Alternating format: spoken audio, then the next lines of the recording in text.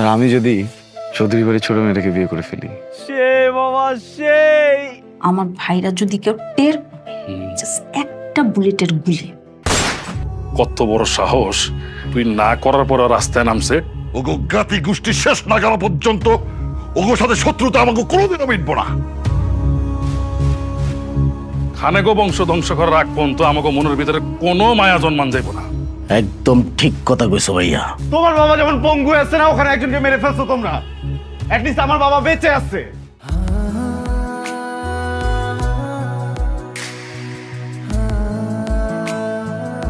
I love you.